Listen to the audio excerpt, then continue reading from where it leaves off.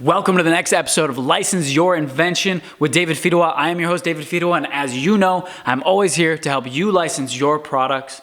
This is the multiple offer episode where we talk about how to decide between multiple offers from multiple companies.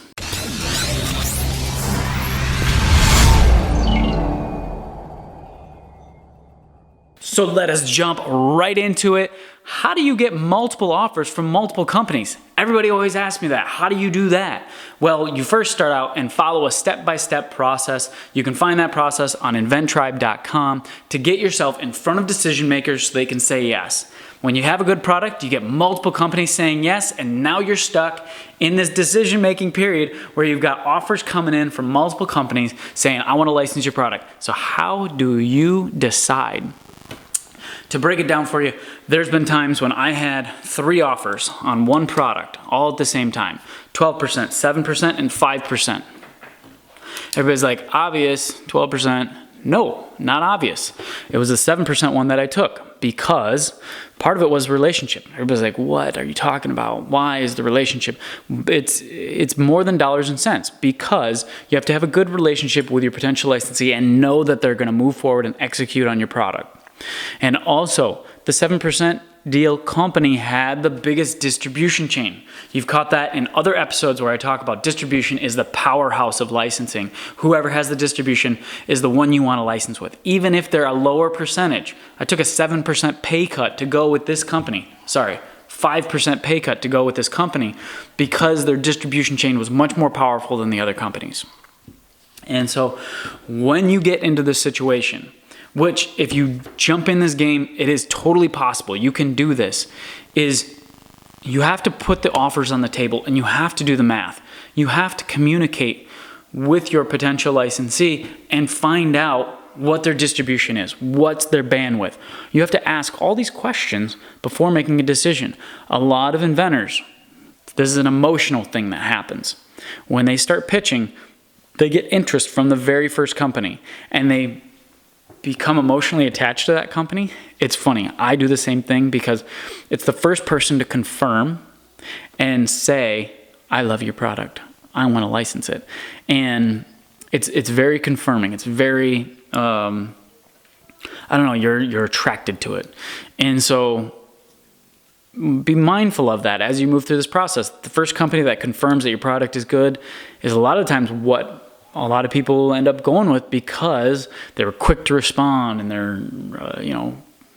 they're helping them out through the process and they're very open to communicate. And so be mindful of that there's a very big emotional component to licensing. It's not just the math that you put on the paper.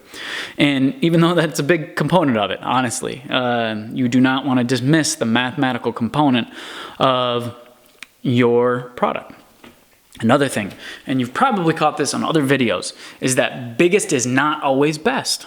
Because when you are a big company, right? Hundreds of products, they license your product. They take it on, they put it in the back of a catalog or post it on their website, maybe put it in front of a couple buyers, doesn't work out, so what?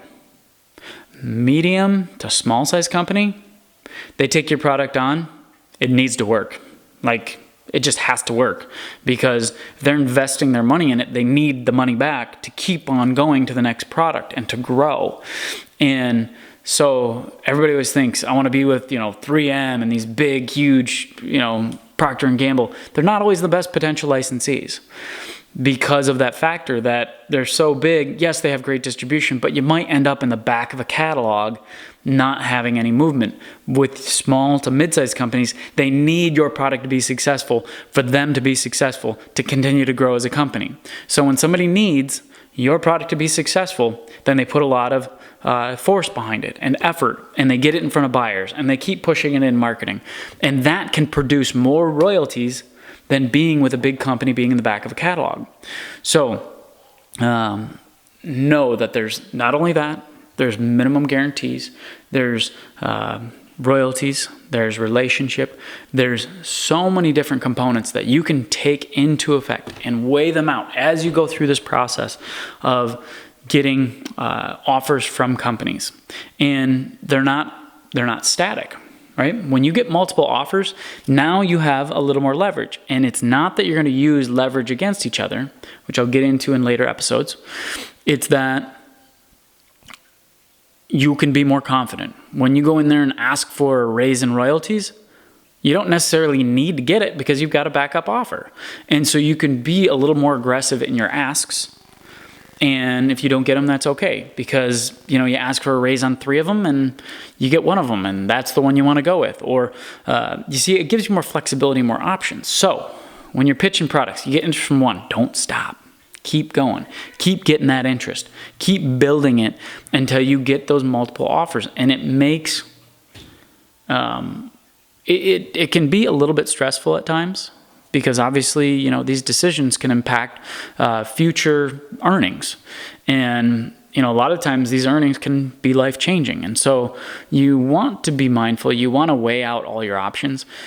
But know that you've got to get yourself in that position first. And so that's the thing.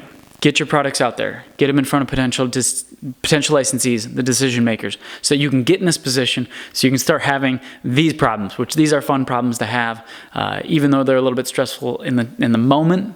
You make those decisions and get it moving forward, and get your product on the shelf producing royalties.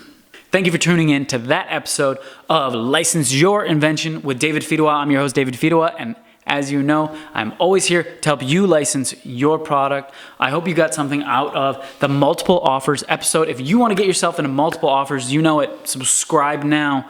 The next episode is the superpower of deal closers. It's something that I've seen multiple times with hundreds of students, and even myself have this single trait that helps people close not only one deal, but multiple deals. So I really want you to tune into the next episode so you can find out what that superpower is.